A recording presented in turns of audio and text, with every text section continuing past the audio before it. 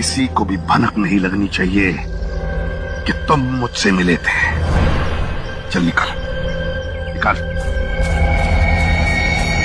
वाह जी वाह, क्या बात है लाहौर कलंदर वालों, छा गए यार। इन्होंने तो पकड़ के पीएसएल का नाम मिट्टी में रोशन कर दिया है। पीएसएल की हिस्ट्री की पहली टीम बनी है लाहौर कलंदर, जिन्हें 5 रन पेनल्टी के पड़े, वो भी बॉल टेम्परिंग की वजह से। हम लोग इधर जो एक बात का मान करते थे ना पीएसएल को लेकर कि इसमें फिक्सिंग नहीं होती, इसमें बॉल टेम्परिंग नहीं होती, लेकिन कल के मैच में लाहौर कलंदर ने हमारे सारे मान का सत्यानाश कर दिया। आखिरी ओवर में जब जीतने के लिए कराची को 6 गेंदों पर 14 रन चाहिए थे ना, उस टाइम लाहौर कलंदर वालों ने गेंद के साथ पंगे किए, यानी कि उसे खराब करने की कोशिश की। क्योंकि हम सब जानते हैं यार, जितना ज्यादा गेंद खराब होता है, जितना ज्यादा गेंद पुराना होता है, उतना ज्यादा रिवर्स होता है। जैसे ही आखिरी ओवर आया, शाहीन अफरीदी, फखर जमान और हारिस रऊफ, ये तीनों बंदे इकट्ठे खड़े थे, लेकिन गेंद दबाई किसने, यानी कि गेंद खराब करने की कोशिश किसने की? फखर भाई ने। कम ऑन यार फखर भाई, आपसे ये उम्मीद नहीं थी, कसम से जान के रोडो। जब मैंने बाद में ये सब देखा ना कि फखर भाई गेंद खराब कर रहे थे, मेरा दिल टूट गया यार, इतना मुझे बुरा लगा। मैंने कभी सपने में भी नहीं सोचा था कि फखर भाई इस तरह का काम करेंगे। आप सब तो जानते हैं यार, मैं फखर भाई की कितनी ज्यादा रिस्पेक्ट करता हूँ, लेकिन जो काम फखर भाई ने कल किया वो सब देखकर यार मुझे बहुत तकलीफ हुई है। आखिर क्यों फखर भाई यार, ऐसी कौन सी मजबूरी हो गई थी जो बॉल टेम्परिंग करनी पड़ गई? अरे यार, ऐसी गंदी हरकत अगर कोई ऐसी टीम करती जो कभी पीएसएल ना जीती होती, तब बात समझ में भी आती है कि बेचारे कभी पीएसएल की ट्रॉफी नहीं जीते, इसलिए मजबूर होकर उन्हें बॉल टेम्परिंग करनी पड़ गई। लेकिन लाहौर कलंदर ने ये हरकत की है। 3 दफा ये लोग टाइटल जीते हुए पीएसएल का, भैंस की आंख 2 पॉइंट्स की खातर बॉल टेम्परिंग करने पर मजबूर हो गए ये लोग, माजरत के साथ। लेकिन फिट ही मुंह ऐसी टीम का। मैं तो सही बात है जानकर उठो बहुत हर्ट हुआ। क्या यार फखर भाई, ये क्या किया आपने? हमारी एक्सपेक्टेशंस आपसे फखर भाई कुछ ज्यादा थी, लेकिन आप इस तरह का काम करोगे ये तो हमने कभी सोचा भी नहीं था। और ये हारिस रऊफ, इसको मैं क्या बोलूं, कुत्ते की दुम सीधी हो सकती है, लेकिन ये बंदा सीधा नहीं हो सकता। भैंस की आंख आखिरी ओवर में 14 रन डिफेंड करने के लिए भी इन्हें बॉल टेम्परिंग करनी पड़ रही है। पता नहीं कितने मैच ये बंदा अपनी बॉलिंग की वजह से पाकिस्तान को हरवा चुका है। बातें सुन लो आप लोग इनकी। जी मैं डेथ बॉलर का स्पेशलिस्ट बॉलर हूँ। जी लाहौर कलंदर जैसा बॉलिंग अटैक तो इंटरनेशनल क्रिकेट में भी नहीं। इस तरह की तो ये बातें करते हैं प्रेस कॉन्फ्रेंस में आकर, और फिर आप लोग मुझे कहते हो कि अरे बारा भाई आप तो जानबूझकर हारिस रऊफ के पीछे पड़े रहते हो। मेरी जान के टोटो, इनके काम ही ऐसे। वो याद नहीं है आप लोगों को एशिया कप का फाइनल बंदे ने कैसे पाकिस्तान के पकोड़े लगवा दिए? फिर बाद में जब इसे सवाल हो ना एशिया कप से रिलेटेड, तो आगे से कहता है क्या हो गया अगर मार पड़ गई तो? बैड डे तो इंसान की जिंदगी में आ ही जाता है ना।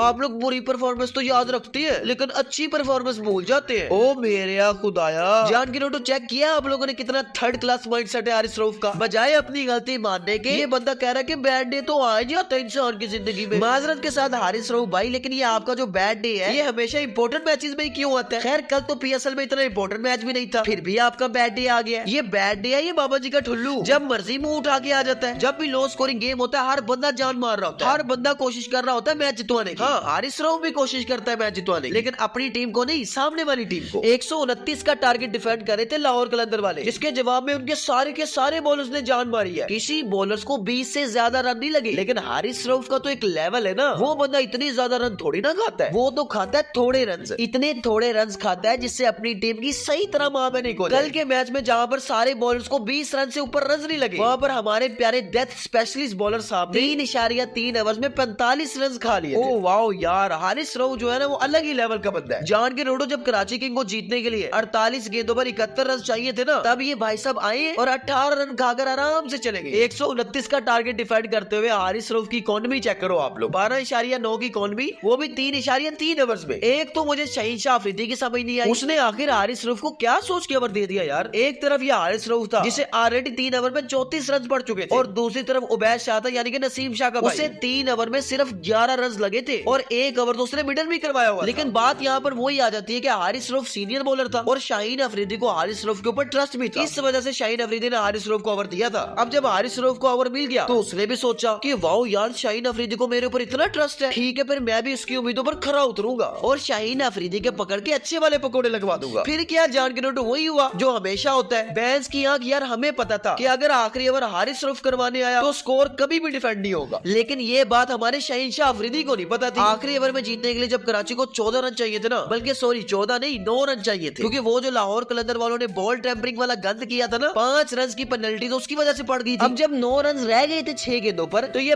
घोड़ा मास्टर हारिस रऊफ 3 गेंदों पर 11 रन खा गया। वो तो शुक्र है सिकंदर रजा ने पहली गेंद पर खुशदिल शाह का कैच कर लिया। अगर वो कैच ना होता तो फिर मैच भाईजान पहली 2 गेंदों पर ही खत्म था। अब्बास अफरीदी ने तो समझा ही कुछ नहीं हारिस रऊफ, आते ही पहली गेंद पर चौका मारा और फिर छक्का मार दिया। सही बात है, अब्बास अफरीदी ने हारिस रऊफ को बच्चा समझ के पेल दिया यार। ये बात तो अब्बास अफरीदी को भी पता होगी कि चाहे मैं कुछ करूं या ना करूं, हारिस रऊफ ने लाहौर कलंदर की टैंकी तो लाल करवानी ही करवानी है, इसलिए ऐसा करता हूं मैं खुद ही पेल देता हूं। अब जान के रटो, ये जो हारिस रऊफ के फैंस है ना, मुझे इनकी समझ नहीं आती। भाई क्या देखा है आपने हारिस रऊफ में? हारिस रऊफ का आगे से कुछ देख लिया क्या जो उसके फैन हो गए हो, या फिर हारिस रऊफ का पकौड़े लगवाने का तरीका आपको पसंद है? नहीं, वैसे मजाक एक तरफ, वो तो कराची किंग को 5 रन पेनल्टी के मिल गए, इसलिए मैच 9.3 ओवर में खत्म हुआ था। अगर कराची किंग को वो 5 रन ना मिलते ना, तो फिर मैच 9.4 ओवर में खत्म होना था। ये जो कल टोपी ड्रामा हारिस रऊफ ने लाहौर कलंदर के साथ किया ना, यही सेम टोपी ड्रामा इसने हमारे साथ एशिया कप के फाइनल में भी किया था, जहां पर किसी बॉलर को 4 ओवर में 30 रन नहीं पड़े थे। वहां पर ये हमारी प्यारी रन मशीन 3.4 ओवर में पूरे 50 रन खा गई थी। लेकिन भाईजान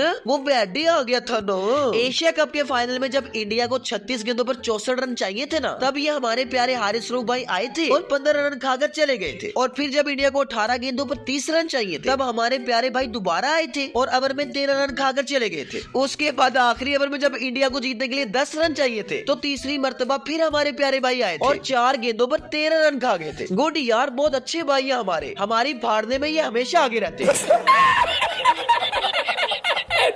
क्या यार, पकड़ के सारी टीम की मेहनत पर ही पानी फेर दिया। शाहीन अफरीदी को देखा था आपने, कितना तगड़ा स्पेल करवाया यार उस बंदे ने। 4 ओवर में सिर्फ 18 रन देकर 4 विकेटें ले गया वो। और खिलाड़ी भी उसने कौन कौन से आउट किए वो भी तो देखो। डेविड वार्नर, मोहम्मद नसीम, सलमान अली आगा और मोइन अली, इन चारों को शाहीन अफरीदी ने ही आउट किया है। पूरी जान लगा दी थी शाहीन शाह अफरीदी ने। हाँ, वो अलहदा बात है कि पीएसएल में बंदा पूरी जान मारता है। एक अलग ही शाहीन शाह अफरीदी हमें नजर आता है पीएसएल में। कभी कभी तो मुझे ऐसा लगता है पता नहीं पाकिस्तान में 2 शाहीन शाह अफरीदी है, उनमें से एक पाकिस्तान टीम के लिए खेलता है और एक पीएसएल में लाहौर कलंदर के लिए खेलता है। आप लोगों को भी ऐसा ही लगता है क्या? कमेंट सेक्शन में जरा अपना ज्ञान भी पेलो। खैर, शाहीन शाह अफरीदी के अलावा आप उबैद शाह की बॉलिंग देख लो, 3 ओवर में सिर्फ 11 रन लगे उसे। मुस्तफिजुर रहमान की बॉलिंग देख लो, 4 ओवर में सिर्फ 20 रन लगे। उसामा मीर की बॉलिंग देख लो यार, उसे भी 4 ओवर में सिर्फ 20 रन लगे। हाँ, सिकंदर रजा को 1 ओवर में 11 रन जरूर लगे थे। और फिर पीछे रह गई हमारी प्रीमियम रन मशीन, उसका तो आप लोगों को वैसे ही पता है, 3.3 ओवर में 45 रन पड़े हैं इसे। और फिर आप लोग कहते हो कि अरे बैरा भाई, आप तो जानबूझकर हारिस रऊफ के पीछे पड़े रहते हो। अरे शुक्र करो यार, पीछे पड़ा रहता हूँ, क्योंकि जिस तरह इसके काम है ना, इसे तो बंदा टीम में न रखे, बल्कि टीम तो छोड़ो, इसे तो बंदा पाकिस्तान में ही न रखे। देखो जान के नोटो, मुझे हारिस रऊफ से कोई पर्सनल मसला नहीं है, उठ पड़ जाती होती है यार, ये कोई नई बात नहीं है हारिस रऊफ की, लेकिन मुझे मसला उसके एटीट्यूड से है। एक तो ये बंदा मार खाता है, अपनी टीम के पकोड़े लगवाता है, ऊपर से आराम से आकर कह देता है जी वो बैट ही आ गया था। लेकिन आप लोगों को मेरी बुरी परफॉर्मेंस तो नजर आती है, मेरी अच्छी परफॉर्मेंस नजर नहीं आती। ओ भाई, अच्छी परफॉर्मेंस करोगे तो नजर आएगी ना, आंखें हम लोगों ने पीछे थोड़ी ले रखी है। आप करो तो सही अच्छा परफॉर्म, देखना फिर हम आपकी तारीफ करते हैं कि नहीं। एक तो ये हारिस रऊफ, ऊपर से मुझे फखर भाई के ऊपर भी बहुत गुस्सा है, वो जो उन्होंने बॉल टेम्परिंग की है। अब जाहिर सी बात है, अकेले फखर भाई का कसूर तो नहीं होगा, उसने शाहीन अफरीदी हारिस रऊफ से कम बात तो की होगी ना कि भाई मैं इस तरह की घटिया हरकत करने लगा हूं। इतनी को 3rd क्लास हरकत की है यार, हर बंदा मजाक बना रहा है लाहौर वालों, यहाँ तक कि किंग्समैन हैदराबाद वाले, जिनके खुद दोनों मैचेस में पकोड़े लगे हुए, वो भी लाहौर कलंदर का मजाक बना रहे हैं। ये ट्वीट देखो आप लोग, पिक बॉल के आगे टिक का निशान है और टेम्पर बॉल के आगे क्रॉस का निशान है। मतलब ये कि इस शेर में शायर कहना चाह रहा है कि चलो हमारी जर्सी का तो कलर निकला, इस वजह से गेंद पिंक हो गई थी, लेकिन तुम लोग तो गेंद फाड़ने के चक्करों में थे। दूसरी तरफ कराची किंग वाले भी माफी नहीं दे रहे लाहौर वालों को। पहले उन्होंने पोस्ट की अपनी टीम की पिक्चर और ऊपर लिखा प्रीमियम, यानी कि शाहीन शाह अफरीदी को लपेटे में ले लिया उन्होंने। फिर उन्होंने दूसरी पोस्ट की, उसके ऊपर लिखा वो अब्बास अफरीदी है, वो मार सकता है। इस दफा इन्होंने हारिस रऊफ को लपेट दिया। एमसीजी में 2 छक्के खाने के बाद हारिस रऊफ ने बोला था ना कि वो कोहली है, वो मार सकता है। वैसी गलत बात की थी तब भी हारिस रऊफ ने। हारिस रऊफ को कहना चाहिए था मैं हारिस रऊफ हूँ, मैं खा सकता हूँ। खैर छोड़ो यार, क्या लाहौर कलंदर वालों, सारे मूड की माँ बहने कर दी तुम लोगों ने। फखर भाई से तो मैं वैसे ही नाराज हूँ ना, एक तो उन्होंने कल वो बॉल टेम्परिंग वाली हरकत कर दी है और ऊपर से उनसे बैटिंग भी नहीं हुई। खैर बैटिंग तो कल किसी से भी नहीं हुई, मैच के हिसाब से सबसे अच्छी बैटिंग अब्दुल्ला शफीक ने की है, 24 गेंदों पर 33 रन बनाए हैं। उसके अलावा किसी से बैटिंग नहीं, ना किसी लाहौर कलंदर के प्लेयर से, ना किसी कराची किंग के प्लेयर से। अच्छा चलो जान के नोटो, एक प्लेयर पर बात करते हैं जिसकी बात करना हम लोग पिछली वीडियो में भी बोल गए थे। गैस करो जरा मैं किसकी बात कर रहा हूँ? मैं बात कर रहा हूँ एहसानुल्लाह की जान जैम्पा की। क्या लेवल की बॉलिंग की है जैम्पा ने यार, 4 ओवर में सिर्फ 11 रन लगे उसे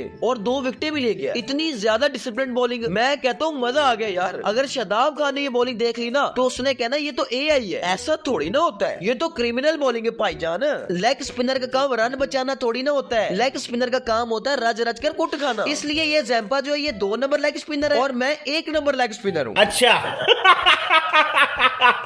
जैम्पा भाई ने ना सिर्फ कल के मैच में बल्कि पिछले मैच में भी काफी अच्छी बॉलिंग की थी। उस मैच में जैम्पा को 4 ओवर में सिर्फ 26 रन लगे थे और 1 विकेट भी ले ली थी। कराची किंग वाले नंबर ले गए यार। ये जो उन्होंने जैम्पा को अपनी टीम में रखा है ना, इसकी वजह से इनकी बॉलिंग बड़ी तगड़ी हो गई। पिछले मैच में याद नहीं है आप लोगों को, कोयटा वालों ने कराची को पावर प्ले में 75 रन ठोक दिए, लेकिन उसके बाद कोयटा वाले स्लो हो गए थे। उसका रीजन क्या था? पावर प्ले खत्म होते ही जैम्पा आ गया, सारी गेम स्पिनर्स ने अपने काबू में कर ली। खैर कोयटा का मैच तो कल भी हुआ है पकोड़ा टीम के साथ, ओहो मेरा मतलब किंग्समैन हैदराबाद के साथ। मैच की यहाँ कितना वन साइडेड मैच हुआ है, कोई चस नहीं आई मैच। हैदराबाद की टीम का तो वैसे ही मैच देखने को दिल नहीं करता। आज आके मैं वो 12 करोड़ वाली नो लुक के लिए देख लेता हूँ। कल के मैच में तो मां सदाकत भी खेल रहा था, लेकिन कुछ नहीं किया यार दोनों ने। हाँ साइम अयूब ने स्टार्ट जरूर अच्छा दिया था, अग्रेसिव मूड में था, 3 गेंदों पर 2 चौके मार दिए थे। उसके बाद मैंने सोचा ले भाई आज तो साइम अयूब कुछ करेगा। फिर क्या भाई किया उसने, कैच पकड़ा दिया पीछे कीपर को।